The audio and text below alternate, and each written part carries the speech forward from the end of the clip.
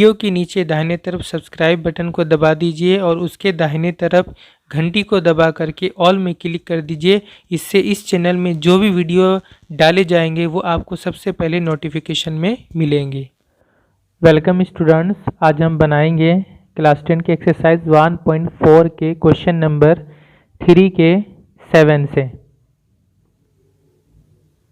Question number 3 का 7। इससे पिछले वीडियो में मैंने क्वेश्चन नंबर 5, 6 को बनाया था, उसका लिंक मैं नीचे डिस्क्रिप्शन में दे दूंगा, आप चाहे तो उसे एक बार देख लीजिएगा। देखते क्वेश्चन नंबर 7 क्या है। क्वेश्चन नंबर 7 है the speed of A boat in still water is 8 kilometre per our. कहा जा रहा एक नाव है, बोट है, उसका स्पीड स्टिल वाटर यानी ठहरे हुए पानी में 8 किलोमीटर पर आवर यानी 8 किलोमीटर प्रति घंटा है। If the boat can go 15 kilometres down stream and 22 kilometres up stream in 5 hours. कहा जा रहा है अगर वो नाव या बोट डाउन स्ट्रीम कहते हैं जिस तरफ पानी जा रहा है नदी में, उसी तरफ नाव को जाना, ठीक है, डाउन स्ट्रीम। तो डाउन स्ट्रीम में अगर वो नाव 15 किलोमीटर जाता है एंड 22 किलोमीटर अप स्ट्रीम में जाता है। अप स्ट्रीम कहते हैं पानी के उल्टे तरफ जाना, यानी पानी जिस तरफ बह रहा है उसके उल्टे तरफ जाना है, ठीक है। यानी पानी अगर दाहिने तरफ बह रहा है तो नाव उसके बाएं तरफ जाएगी, यानी पानी को जिस तरफ पानी बह रहा है उसके ठीक उल्टे उल्टे में जाएगी। तो उसमें क्या होता है प्रॉब्लम के नाव को आगे बढ़ने में प्रॉब्लम हो गया, उसमें उसका स्पीड कम हो जाता है। और डाउन स्ट्रीम में क्या होता है कि नाव का स्पीड बढ़ जाता है, क्योंकि जिधर पानी जा रहा है उधर ही नाव जा रही है, तो उससे उसका स्पीड क्या होता है, बढ़ जाता है पानी के बहाव की वजह से। तो ये 15 किलोमीटर डाउन स्ट्रीम और 22 किलोमीटर अप स्ट्रीम में जाने में टोटल 5 घंटे लग रहे हैं। Then let us write by calculating the speed of the stream. तो स्ट्रीम का स्पीड या गति हमें पता करना है। स्ट्रीम यानी पानी का बहाव का स्पीड हमें पता करना है, ठीक है। तो इसको हम x किलोमीटर पर आवर या x किलोमीटर प्रति घंटा मान लेंगे। तो हम मान लेंगे let the speed of the stream equal to x kilometre per hour. मान लिया पानी के बहाव यानी स्ट्रीम, पानी के बहाव की स्पीड या गति कितना है, x किलोमीटर पर आवर या x किलोमीटर प्रति घंटा है, ठीक है। इसलिए speed of the boat in down stream यानी पानी के बहाव के तरफ बोट या नाव के स्पीड या गति कितना होगा। डाउन स्ट्रीम में क्या होता है, नाव का जो स्पीड होता है वो और पानी का जो स्पीड है वो दोनों स्पीड ऐड हो जाता है, ठीक है, डाउन स्ट्रीम में यानी जिस तरफ पानी बह रहा है। तो डाउन स्ट्रीम में नाव का टोटल स्पीड कितना हो जाएगा, x किलोमीटर हो गया पानी के बहाव का स्पीड, और नाव का स्पीड दिया हुआ है क्वेश्चन में 15 किलोमीटर, ठीक है। तो नाव का स्पीड दिया हुआ है ये किताब में 8 किलोमीटर, ठीक है। तो x प्लस 8 किलोमीटर हो जाएगा, ठीक है, पर आवर। ये हो जाएगा पानी के डाउन स्ट्रीम में नाव का total speed. And speed of the boat in up stream कितना होगा, अप स्ट्रीम यानी पानी के उल्टे तरफ जाना। तो पानी के उल्टे तरफ में क्या होता है, नाव का जो टोटल स्पीड है वो कम हो जाएगा, ठीक है। नाव का स्पीड है 8 किलोमीटर और पानी के बहने का स्पीड है x किलोमीटर, तो 8 में से x माइनस हो जाएगा, ठीक है, क्योंकि पानी जिस तरफ से आ रहा है उसी तरफ नाव जा रही है, तो उससे नाव का स्पीड कम हो जाएगा। तो ये हो जाएगा 8 minus x kilometre per our. 8 से x इसलिए माइनस करें क्योंकि नाव का स्पीड ज़्यादा होता है, ठीक है, पानी का स्पीड कम होता है, तो नाव का स्पीड से पानी के स्पीड को माइनस करेंगे, ठीक है। ये हो गया अप स्ट्रीम में। अब कहा जा रहा है अकॉर्डिंग टू क्वेश्चन। अब ये कहा जा रहा है कि डाउन स्ट्रीम में 15 किलोमीटर और अप स्ट्रीम में 22 किलोमीटर जाने में टोटल 5 घंटे लगते हैं। तो यहाँ जो इक्वेशन आएगा वो जगह टाइम का इक्वेशन, 15 किलोमीटर डाउन स्ट्रीम में जाने में टोटल कितना टाइम लग रहा है। तो टाइम का क्या फॉर्मूला आता है, डिस्टेंस बाय नीचे स्पीड होता है। तो डाउन स्ट्रीम में 15 किलोमीटर जा रहा है नाव, है ना, और डाउन स्ट्रीम में टोटल स्पीड कितना हो रहा है, x प्लस 8। तो ये डिस्टेंस को स्पीड से डिवाइड करेंगे, ठीक है। तो ये हो जाएगा हमारा टोटल टाइम डाउन स्ट्रीम में 15 किलोमीटर जाने का टोटल टाइम, और अप स्ट्रीम में कितना जा रहा है 22 किलोमीटर। तो 22 किलोमीटर जाने का टाइम कितना होगा, तो 22 को डिवाइड करेंगे, अप स्ट्रीम का जो स्पीड है 8 - x है, ये हो जा रहा है अप स्ट्रीम में 22 किलोमीटर जाने का टाइम। ये दोनों टाइम अगर हम जोड़ेंगे तो टोटल हो रहा है 5 घंटे लग रहे हैं, इक्वल टू ये हो जाएगा 5। ये हो रहा है हमारा असल इक्वेशन, इसको समझना है। इसके बाद से बनाने से इजीली बन जाएगा। इसके बाद हम यहाँ एलसीएम ले लेंगे इनका, तो एलसीएम लेंगे तो ये हो जाएगा, ये दोनों इंटू हो जाएगा आपस में। इसको हम 8x + 8 है तो इसको हम 8 - x लिख सकते हैं, 8 + x ऐसा इसलिए लिख सकते हैं, प्लस में हम आगे पीछे कर सकते हैं। ऐसा इसलिए लिखा हमने क्योंकि ये फॉर्मूला बन जाएगा, ठीक है, a² - b² वाला, ये हो जाएगा a + b और ये हो जाएगा a - b, ठीक है। अगर आप x + 8 भी लिखे तो कोई प्रॉब्लम नहीं है। तो ये हो जाएगा फॉर्मूला इक्वल टू 5। इससे इसको डिवाइड करेंगे तो ये सेम वाला कट जाएगा, ये बचेगा, इससे 15 इंटू होगा, तो 15 इंटू 8 - x, फिर प्लस इससे इसको डिवाइड करेंगे, ये सेम कट जाएगा, ये बचेगा, इससे 22 इंटू होगा, 22 इंटू 8 + x। अब इंटू करेंगे हम तो 15 से 8 इंटू हो जाएगा, तो 15 × 8 = 120 होगा, माइनस ये माइनस 15 से x इंटू होगा 15x, फिर प्लस 22 से 8 इंटू हो जाएगा, कितना हो जाएगा, ये हो जाएगा 176 176, फिर प्लस प्लस प्लस 22 से x इंटू होगा 22x। नीचे में 8 को a समझिए और x को b समझिए, a + b into a - b, तो a² - b² हो जाएगा, a की जगह में 8 b की जगह में x इक्वल टू 5। और जब हम लोग क्या करेंगे, ऊपर में देखें 120 है और यहाँ प्लस 176 है, इन दोनों में आप देखें तो ये दोनों ऐड हो जाएगा, तो ऐड हो करके ये बनेगा 296, ठीक है, 296। और -15x है और प्लस 22x है, ये प्लस और माइनस इसलिए सब्सट्रैक्ट होगा, 22 से 15 घटाएंगे 7x होगा, और 22 बढ़ा इसलिए प्लस साइन, ये हो गया। और ये जो नीचे वाला है ये 5 से इंटू हो जाएगा, तो ये इक्वल टू इस तरफ इंटू कर लेंगे 5 से। अच्छा पहले इसको एक बार हम लिख लेते हैं, 8 का स्क्वायर 64 होता है, -x² इक्वल टू 5। अब ये क्रॉस मल्टीप्लाई में ये 5 से ये इंटू हो जाएगा, और 296 + 7x, 5 से पहले 64 इंटू हो जाएगा, तो ये हो जाएगा 320, फिर माइनस 5 से x² इंटू होगा 5x²। इसके बाद हम क्या करेंगे, इक्वल टू के इधर सबको लेकर आएंगे, राइट साइड में 0 छोड़ देंगे, तो -5x² इधर आएगा लेफ्ट साइड में, तो 5x² प्लस हो जाएगा, माइनस है तो प्लस।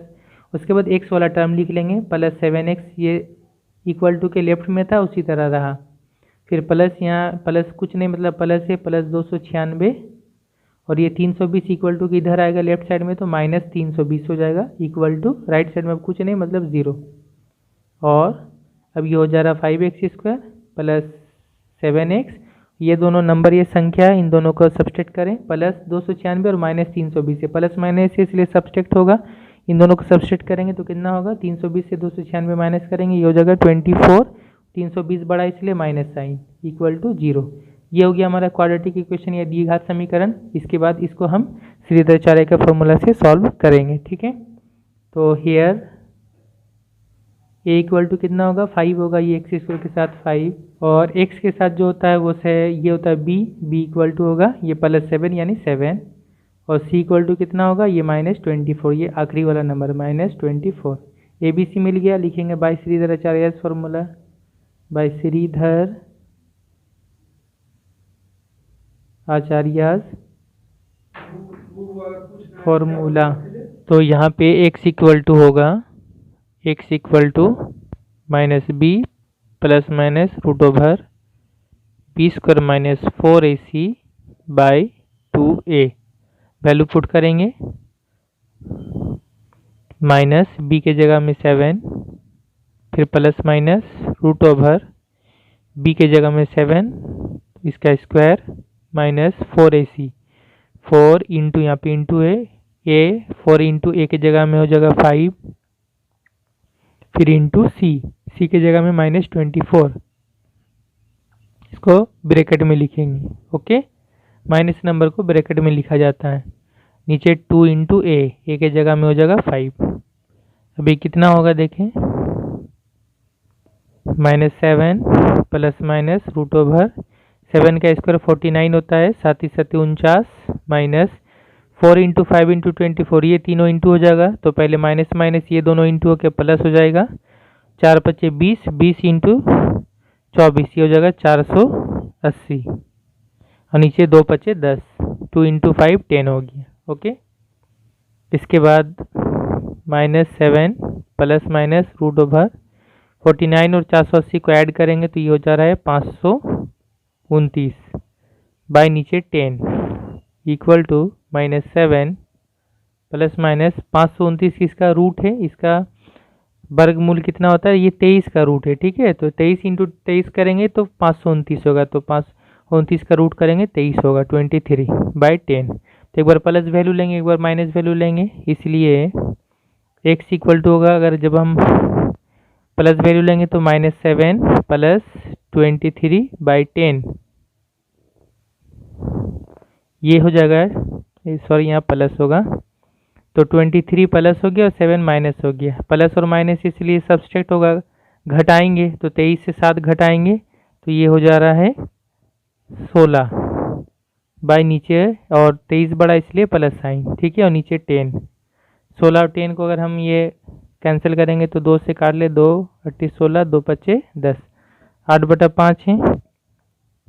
8/5 को डिवाइड करेंगे कितना होगा, 5 × 5 6 7 8, 3 बचता, 3 ऊपर में बटा नीचे 5, तो इतना हो गया। ठीक है, दूसरा हो रहा है जब हम एक से यहाँ पे नेगेटिव लेंगे जब, तो ये जगह -7 फिर -23 बाय नीचे होगा 10 इक्वल टू -7 और -23 दोनों माइनस इसलिए ऐड होगा, लेकिन साइन माइनस ही का रहेगा। ठीक है, तो ये हो जा रहा -30/10, 10 से 30 काटेंगे 3 बार में, तो ये हो जा -3।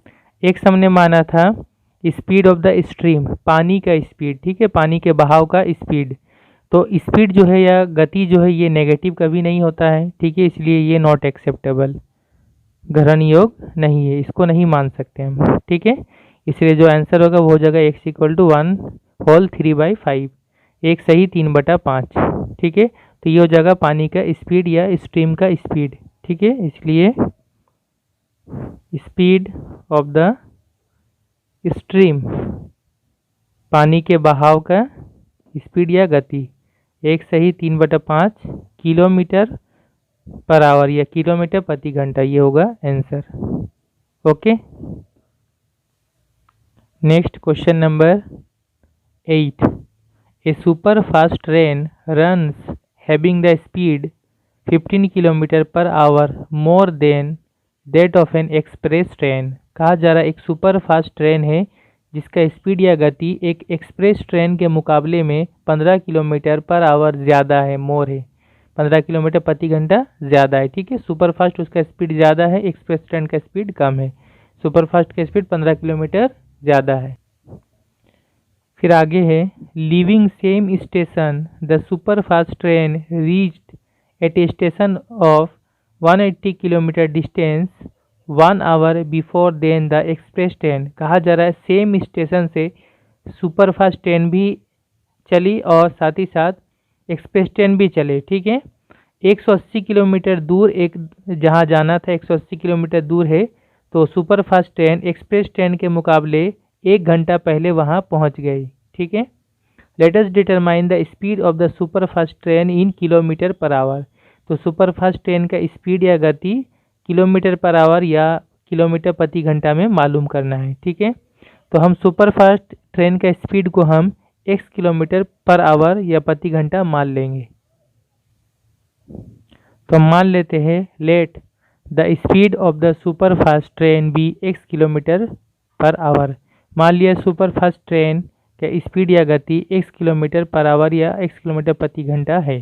ठीक है, इसलिए speed of the express train, तो एक्सप्रेस ट्रेन का स्पीड या गति कितना होगा, एक्सप्रेस ट्रेन का गति सुपर फास्ट ट्रेन के जो है ये एक्सप्रेस ट्रेन के मुकाबले में 15 km/h इसका स्पीड ज़्यादा था, तो एक्सप्रेस ट्रेन का जो स्पीड है वो क्या होगा, सुपर फास्ट ट्रेन के स्पीड से 15 किलोमीटर कम होगा। ठीक है ना, तो अगर इस सुपर फास्ट ट्रेन का अगर स्पीड x किलोमीटर है तो एक्सप्रेस ट्रेन का स्पीड क्या होगा, इससे 15 कम होगा, यानी इससे 15 माइनस करना पड़ेगा, इसलिए x - 15 इतना होगा, इतना किलोमीटर पर आवर, ये हो जाएगा एक्सप्रेस ट्रेन का स्पीड।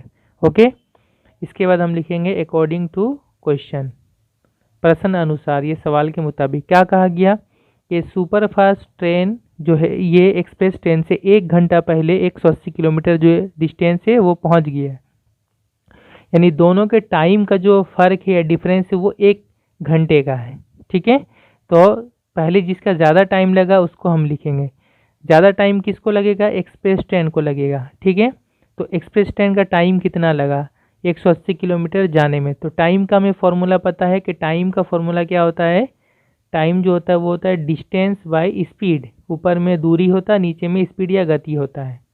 तो डिस्टेंस कितना है? 180 किलोमीटर है, और एक्सप्रेस ट्रेन का स्पीड कितना है? x-15 है। तो ये डिस्टेंस को हम स्पीड से डिवाइड करेंगे, तो ये हो रहा है किसका टाइम? ये हो रहा है एक्सप्रेस ट्रेन को इतना टाइम लग रहा है 180 किलोमीटर जाने में। ठीक है, डिस्टेंस बाय नीचे स्पीड। इसके बाद हम लिखेंगे सुपर फास्ट ट्रेन को वही 180 किलोमीटर जाने में कितना टाइम लग रहा है। तो डिस्टेंस वही है, 180 है, और सुपर फास्ट ट्रेन का स्पीड है x किलोमीटर पर आवर, तो x से डिवाइड करना पड़ेगा। ठीक है, तो ये लग रहा है, ये जो हुआ 180/x, ये हो गया टाइम किसका? सुपर फास्ट ट्रेन का टाइम हो गया। ठीक है, तो ये एक्सप्रेस ट्रेन का टाइम, ये सुपर फास्ट ट्रेन का टाइम, इन दोनों का जो डिफरेंस है यानी माइनस, ये ज़्यादा है, सुपर एक्सप्रेस ट्रेन को ज़्यादा टाइम लग रहा है, ये ज़्यादा है, ज़्यादा से कम को माइनस कर रहे हैं, ये सुपर फास्ट ट्रेन का टाइम है। ये जो डिफरेंस है दोनों का वो कितना है? 1 घंटे का है। ठीक है, क्योंकि एक्सप्रेस ट्रेन को ज़्यादा टाइम लग रहा है, 1 घंटा ज़्यादा लग रहा है, इसको 1 घंटा कम लग रहा है, तो दोनों से माइनस करेंगे तो 1 घंटा का डिफरेंस निकलेगा। ये होगा हमारा मेन इक्वेशन। इसी तरह इक्वेशन आपको समझना है, ऐसे बनाना है। ठीक है, तो उम्मीद करता हूँ कि आपको क्लियर हो गया होगा। इसके बाद आगे हम इसको बनाएंगे, और इसके बाद हम ये एलसीएम लेकर बनाएंगे। x-15 और x का एलसीएम लेंगे तो क्या होगा? पहले x लिख लें, x इंटू x-15। ठीक है, दोनों का इंटू करने से एलसीएम हो जाएगा। इससे इसको डिवाइड करेंगे तो ये सेम सेम कैंसिल होगा, x बचेगा, x से 180 इंटू हो जाएगा, 180 इंटू x इतना होगा, माइनस x से इसको डिवाइड करेंगे, सेम सेम कैंसिल होगा, x बचेगा, x-15, इससे 180 इंटू होगा, तो 180 इंटू x-15, और 180x माइनस 180x, और ये माइनस माइनस प्लस, 180 इंटू 15 करेंगे तो ये हो जाएगा 2700। ओके, और नीचे में कितना हो जाएगा? नीचे में हो जाएगा x, पहले x से इंटू होगा x², फिर माइनस x 15 से इंटू होगा 15x इक्वल टू 1। अब यहाँ देखिए 180x प्लस से 180x माइनस से, ये दोनों कैंसिल हो जाएगा, सेम सेम है, प्लस माइनस से।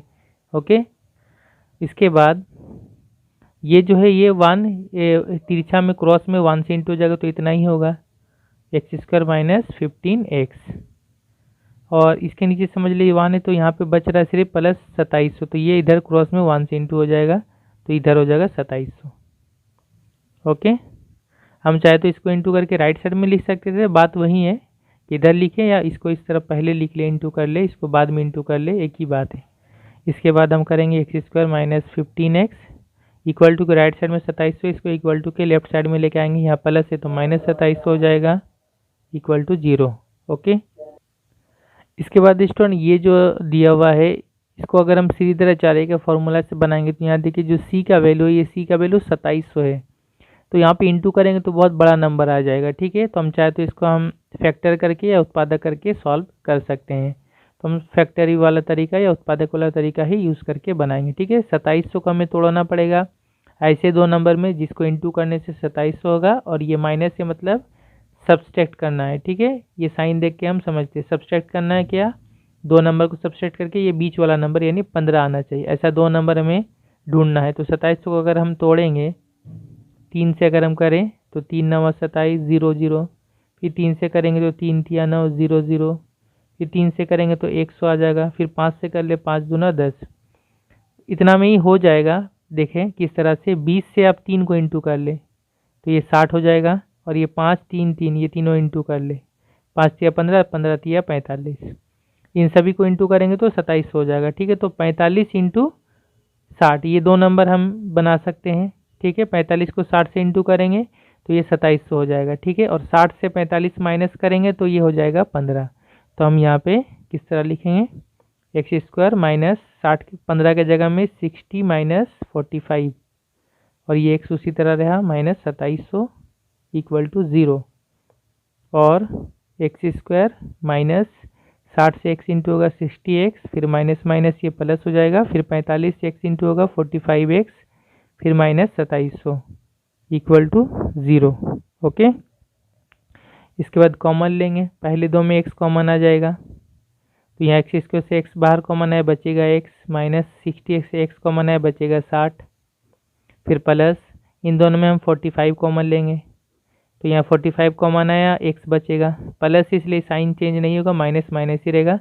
2700 से 45 कॉमन आएगा तो कितना बचेगा, तो 45 से 2700 को डिवाइड करेंगे। ठीक है, तो ये 60 हो जाएगा इक्वल टू 0।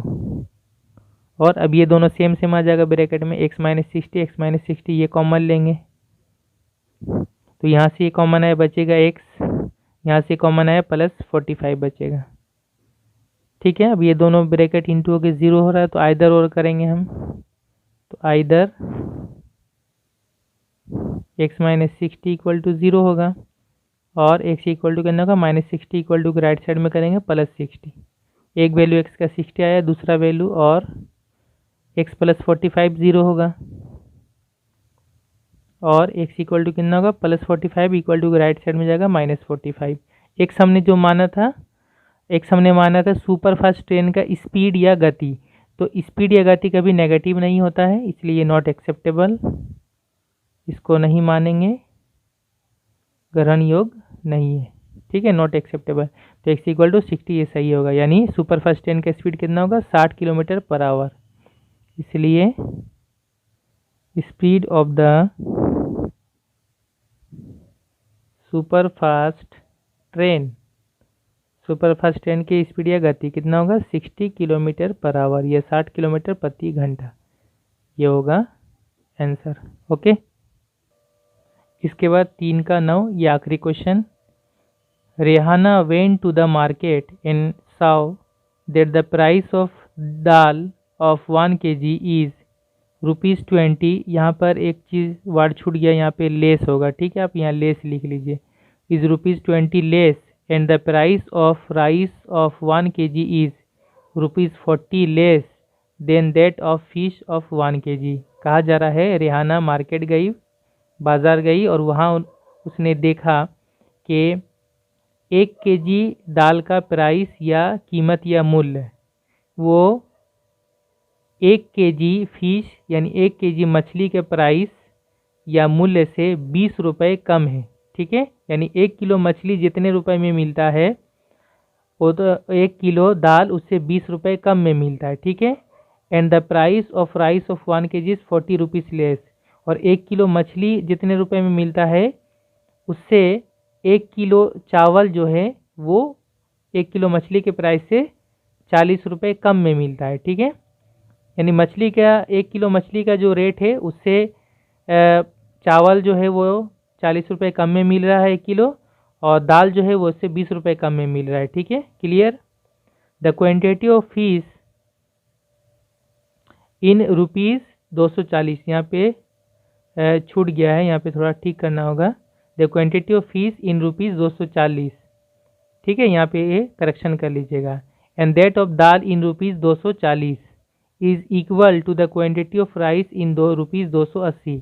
कहा जा रहा है कि 240 रुपये में जितना मछली मिलेगा और 240 रुपये में जितना दाल मिलेगा, ठीक है, वो बराबर होगा 280 रुपये में जितना चावल मिलेगा। ठीक है, let us calculate the cost price of 1 kg fish. तो 1 किलो मछली का कॉस्ट प्राइस या कीमत खरीद या उसका जो क्रय मूल्य है वो हमें पता करना है। ठीक है, तो 1 किलो फिश या मछली कितना मिलता है, इसको हम 100 रुपये मान लेंगे। ओके, वहाँ से हम बनाएंगे। तो देखिए स्टूडेंट, हम मान लेंगे let the price of 1 kg fish be ₹X। मान लिया 1 किलो मछली का प्राइस या मूल्य 100 रुपये है। ठीक है, तो फिर हम निकालेंगे पहले 1 किलो दाल और 1 किलो चावल कितना में मिलेगा। इसलिए प्राइस ऑफ 1 kg दाल, 1 किलो दाल का प्राइस या मूल्य कितना होगा, 1 किलो मछली से प्राइस दाल का प्राइस जो है वो 20 रुपये कम है, तो x अगर मछली का प्राइस है तो इसका हो जाएगा x माइनस 20, उससे 20 रुपये कम यानी 20 माइनस करना पड़ेगा। ओके, इतना रुपये होगा 1 किलो दाल का प्राइस। और चावल का क्या प्राइस है, मछली का प्राइस से 40 रुपये कम है, तो 1 किलो चावल का प्राइस कितना होगा, इससे 40 माइनस करेंगे, x माइनस 40, इतना रुपये हो जाएगा 1 किलो चावल का प्राइस। ठीक है, इसके बाद क्या कहा गया, इसके बाद कहा गया कि 280 रुपये में जितना चावल मिलेगा वो बराबर होगा 240 रुपये में जितना मछली मिल रहा है और 240 रुपये में जितना दाल मिल रहा है, उन दोनों का जोड़ के बराबर। ठीक है, तो हम पहले देखिए कि 280 रुपये में हमें कितना चावल मिलेगा। देखिए 280 रुपये में कितना चावल मिलेगा, हम पहले लिख ले अकॉर्डिंग टू क्वेश्चन के 280 में कितना चावल मिलेगा, तो टोटल पैसा ऊपर लिखेंगे बटा 1 किलो चावल का प्राइस कितना है उससे डिवाइड करेंगे। 1 किलो चावल का प्राइस है x माइनस 40, एक्स माइनस 40, ये हो जाएगा 280 रुपये में हमें टोटल कितना चावल मिलेगा। ये कैसे हो रहा है इसको इजीली समझिए, 1 किलो का जो प्राइस होता है, मूल होता है, उससे अगर हम टोटल पैसा को डिवाइड करेंगे तो हमें पता चलेगा कि 280 में टोटल कितना मिलेगा हमें चावल। फॉर एग्जांपल आप समझिए कि आपके पास 50 रुपये है, ठीक है, और 1 किलो चावल का प्राइस है 10 रुपये, तो 50 रुपये में कितना किलो मिलेगा, जाहिर से बात है 5 किलो मिलेगा, है ना। तो वही कैसे निकला, टोटल पैसा जितना है इसको हम डिवाइड करेंगे 1 किलो का प्राइस कितना है, 1 किलो का 10 रुपये है, तो टोटल पैसा को 1 किलो का प्राइस से जब हमने डिवाइड किया तो 10 पचे 50, यानी 5 किलो हमें चावल मिलेगा 50 रुपये में। ठीक उसी तरह से यहाँ पे टोटल पैसे हमारे पास 280 रुपये है, 280 रुपये में कितना चावल मिलेगा, 1 किलो चावल का प्राइस से हम डिवाइड करेंगे, तो ये हो रहा है 280 में इतना चावल मिलेगा, ये बराबर है 240 रुपये में कितना मछली मिलेगा और 240 रुपये में कितना दाल मिलेगा, उसका जोड़ के साथ बराबर। तो 240 रुपये में कितना मछली मिलेगा पहले वो देखे, 240 में मछली का प्राइस है 1 किलो का 100 रुपये, तो 1 से डिवाइड करेंगे, टोटल पैसा 240 को 1 से डिवाइड करेंगे, इतना मछली मिलेगा 240 रुपये में, प्लस 240 रुपये में कितना दाल मिलेगा, तो 240 को डिवाइड करेंगे दाल के प्राइस से x माइनस 20 से, तो 240 रुपये में इतना दाल मिलेगा, इतना दाल और इतना मछली, ये दोनों ऐड होकर कहा जा रहा है कि 280 में जितना चावल मिलेगा उसके साथ इक्वल है। ये होगा हमारा इक्वेशन या समीकरण, यहाँ से हम फिर आगे बनाएंगे। ठीक है, तो इसको मेन कॉन्सेप्ट को समझना होता है। तो उम्मीद करता हूँ क्लियर हो गया होगा। अब यहाँ से हम क्या करेंगे, एक चीज़ यहाँ पे कैंसिल थोड़ा कर लेंगे। ऊपर में जो आप देखिए यहाँ से अगर हम चाहे तो हम यहाँ पे काट सकते हैं। ठीक है, यहाँ पे अगर हम 10-10 कैंसिल कर लिए, 40 से हम कैंसिल कर सकते हैं सभी को। तो अगर हम 40 से कैंसिल, 0 कैंसिल हो जाएगा। यहाँ से अगर हम कॉमन लेंगे 10 तो वो कट जाएगा, तो यहाँ पे हो जाएगा 28 बटा x माइनस 40। 10 अगर हम कॉमन लेके काट दें, यहाँ से हो जाएगा 24/x, यहाँ भी हो जाएगा 24/x माइनस 20। अब हम 6 से काट ले, थोड़ा 6 से कैंसिल करेंगे तो 4 से कैंसिल करेंगे, 4 7 28, और यहाँ पे हो जाएगा x माइनस 40। यहाँ 4 से कैंसिल कर लेंगे दोनों, तो 4 6 24 6x, यहाँ से भी 4 से कम करेंगे कैंसिल तो 6 होगा x माइनस 20। एक्चुअली में ये जो हमने कैंसिल किया, ये हमने क्या किया, एक्चुअली में कॉमन लेकर हमने कैंसिल किया। ठीक है, तो हम इसको डायरेक्ट ये इस तरह लिख सकते हैं। इसके बाद हम यहाँ पे एलसीएम लेंगे, तो ये हो जाएगा 7/x माइनस 40। यहाँ पे एलसीएम ले लेते हैं, तो ये एलसीएम आ गया x इंटू x माइनस 20। ये x से इसको डिवाइड करेंगे तो x कैंसिल होगा, बचेगा x माइनस 20, ये 6 से इंटू होगा, तो 6 into x minus 20 plus x minus 20 से भी इसको डिवाइड करेंगे, ये सेम सम कैंसिल होगा, बचेगा x से 6 इंटू होगा 6x, और 7/x माइनस 40 इक्वल टू यहाँ पे इंटू करेंगे, 6 से x इंटू होगा 6x, फिर माइनस 6 से 20 इंटू होगा, 6 दूना 12, 0 लगा दे 120 प्लस 6x, नीचे इंटू कर लेंगे, x इंटू होगा x स्क्वायर माइनस x फिर 20 इंटू होगा 20x। इसके बाद देखें, और ये होगा 7/x माइनस 40, यहाँ पे 6x प्लस, यहाँ भी 6x प्लस, ये दोनों ऐड हो जाएगा प्लस प्लस से, 6 6 12, 12x होगा माइनस 120, नीचे x स्क्वायर माइनस 20x।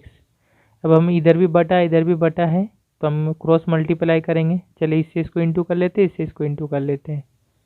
तो इससे इसको इंटू करेंगे, यानी ये हो जा रहा है 12x माइनस 120, ये इंटू होगा x माइनस 40 के साथ, और ये इससे के साथ इंटू होगा। इसको इंटू कर ले, 7 से एक्स स्क्वायर इंटू हो जाएगा 7x स्क्वायर, फिर माइनस 7 20x इंटू होगा तो कितना होगा 20 7 140, इसके साथ x। ओके, और इसके बाद 12x पहले x से इंटू हो जाएगा तो 12x स्क्वायर होगा, फिर माइनस, फिर 12x 40 से इंटू हो जाएगा, कितना होगा 12 चौके 48, 400 जीरो लगा दे, 480x। ठीक है, फिर 120 से ये दोनों इंटू होगा, तो पहले 120 से x इंटू हो जाएगा, इसका माइनस 120x, फिर ये 120 40 इंटू होगा तो इसका माइनस, इसका माइनस, माइनस माइनस प्लस, 120 से 40 इंटू करे 12 चौका 48, तो 2 जीरो लगा दे, इक्वल टू, अब राइट साइड में 7x स्क्वायर माइनस 140x, और ये हो जाएगा 12x स्क्वायर। ये दोनों x वाला टर्म है तो ये माइनस, ये भी माइनस, तो दोनों ऐड हो जाएगा लेकिन माइनस ही रहेगा। 480 और 120 ऐड करेंगे, हो जाएगा 600x, फिर प्लस 4800, इसको इधर लेके आ जाते हैं इक्वल टू के इधर, तो ये प्लस से माइनस हो जाएगा, माइनस 7x स्क्वायर, ये माइनस इधर आ जाएगा, plus 140x, equal to right side में 0 रहेगा। और अब ये एक्स स्क्वायर वाला, ये एक्स स्क्वायर वाला टर्म, ये प्लस है ये माइनस है, इसलिए सब्सट्रैक्ट होगा, घटाएंगे, 12 से 7 घटाएंगे 5, 5x स्क्वायर, ये एक्स वाला टर्म, ये एक्स वाला टर्म, ये माइनस है और ये प्लस में है, तो यहाँ भी सब्सट्रैक्ट होगा, 600 से 140 घटाएंगे तो ये हो जाएगा 460x, 600 बड़ा इसलिए माइनस साइन इसका होगा, फिर प्लस 4800 इक्वल टू 0। यहाँ पर हम कुछ कॉमन लेंगे क्योंकि यहाँ कॉमन आएगा, 5 460 और 4 से 4800, ये तीनों में 5 कॉमन आ जाएगा। ठीक है, 5 से तीनों डिवाइड होगा तो 5 कॉमन आएगा, तो यहाँ एक्स स्क्वायर होगा, यहाँ पे 460 को 5 से डिवाइड करें तो कितना होगा 5 9 45, एक बचेगा 10, 5 गुना 10 92x, फिर प्लस 4800 को 5 से डिवाइड करेंगे तो कितना हो जाएगा 5 9 45, 46 47 48, 3 गया यहाँ 30, 5 छक 30, और ये 0 लगा दे, 960 इक्वल टू 0। ये बाहर 5 कॉमन आ गया, ये इक्वल टू राइट साइड में जाएगा, 0 के नीचे आ जाएगा 5, यानी 0/5 0 हो जाएगा, 0 कुछ भी होने से 0 हो जाता है। तो ये एक्चुअली में कितना होगा x square minus 92x plus 960। ऐसा हमने कॉमन इसलिए निकाले क्योंकि ये थोड़ा छोटा हो गया, वरना अगर यहाँ पे हम करते अगर फैक्टराइज तो बहुत बड़ा होता है। ठीक है, तो कॉमन निकाल, जहाँ निकलता है कॉमन, तीनों से कॉमन निकाल के उसको हम क्वाड्रेटिक इक्वेशन को छोटा कर लेंगे। ठीक है, अब इसको हम सिंपली हम बनाएंगे फैक्टर करके, तो 960 को मैं ऐसे 2 नंबर में तोड़ना है, जिसको इंटू करने से 960 होगा, यहाँ प्लस यानी जोड़ने से 92 होगा, 92 होगा। तो ऐसा 2 नंबर क्या है, बिल्कुल ईजी है, 80 है और 12 है, 80 और 12 है, 12 8 96 होता है, 96 और 0 लगा दे 960, और 80 से 80 और 12 को जोड़ेंगे तो ये हो जाएगा 92। तो हम लिखेंगे 92 की जगह में क्या 80 प्लस 12, फिर x प्लस 960 इक्वल टू 0, और x square minus 80x into होगा 80x, फिर minus minus minus plus minus 12x हो जाएगा, फिर प्लस 960 इक्वल टू 0, और दोनों से x कॉमन आएगा, यहाँ एक्स स्क्वायर से x कॉमन आया x, माइनस यहाँ से x कॉमन आया 80, फिर माइनस 12 और 960 में ये 12 कॉमन आ जाएगा, यहाँ 12 कॉमन है x, यहाँ माइनस है इसलिए ये साइन चेंज होता है, प्लस है तो माइनस हो जाएगा। 960 से 12 कॉमन लेंगे तो कितना होगा 80 जगह 12 8 96 0। ठीक है, ये दोनों ब्रैकेट सेम होगा। अब इसको कॉमन लेंगे, x माइनस 80 और यहाँ x माइनस 80 कॉमन आया तो यहाँ x बचा, यहाँ से आया कॉमन तो माइनस 12 हुआ इक्वल टू 0। ओके, तो यहाँ से ये दोनों ब्रैकेट इक्वल टू 0, तो आइदर और करेंगे, either x minus 80 equal to 0 होगा, और x इक्वल टू हो जाएगा 80, माइनस 80 राइट साइड में जाएगा प्लस 80, और x माइनस 12 0 होगा। ठीक है, कॉमा, और x इक्वल टू कितना होगा -12, राइट साइड में जाएगा +12। ठीक है, तो अब देखिए x का दो वैल्यू है, एक हो रहा है 80, एक हो रहा है 12। तो ये कौन सा सही होगा? x हमने क्या माना था? x हमने माना था 1 किलो मछली का प्राइस या मूल्य। तो 1 किलो मछली का प्राइस जो है वो 12 रुपये होगा या फिर वो 80 रुपये होगा। ठीक है, कौन सा सही होगा? तो देखिए कहा जा रहा है कि 1 किलो दाल का प्राइस जो है वो 1 किलो मछली के प्राइस से 20 रुपये कम है। अब अगर 1 किलो मछली का प्राइस ही अगर 12 रुपये हो तो इससे 20 रुपये अगर कम होगा तो 12 से अगर 20 माइनस करेंगे तो कैसे माइनस होगा? नेगेटिव हो जाएगा। ठीक है, तो दाल का प्राइस नेगेटिव में तो नहीं होगा। ओके, इसलिए ये एक्सेप्टेबल नहीं होगा। यहाँ पे हम लिख लें, तो हम लिखेंगे सिंस, चूँकि price of 1 kg dal is ₹20 less than price of 1 kg fish. 1 kilo मछली के प्राइस से 1 किलो दाल का प्राइस 20 रुपये कम है, इसलिए x नॉट इक्वल टू 12, इसलिए x जो है 12 रुपये नहीं हो सकता है। ठीक है, तो फिर x कौन सा सही होगा? 80 रुपये होगा। ठीक है, इसलिए price of 1 kg fish, 1 kilo मछली का प्राइस या मूल्य कितना होगा? 80 रुपये होगा। ओके, यही होगा हमारा आंसर। तो उम्मीद करता हूँ स्टूडेंट ये सभी क्लियर हुआ होगा। ठीक है, कई स्टूडेंट का रिक्वेस्ट भी था कि सर 1.4 का 3 के 1 से 9 तक बता दीजिए, तो यहाँ तक कंप्लीट हुआ। ठीक है, जिनको चाहिए होगा उनको आप कमेंट में कहेंगे तो मैं इसका डिस्क्रिप्शन तमाम वीडियो का दे दूँगा। ओके, नेक्स्ट वीडियो में मैं बाकी जो एक्सरसाइज है उसको बनाऊँगा। Thank you.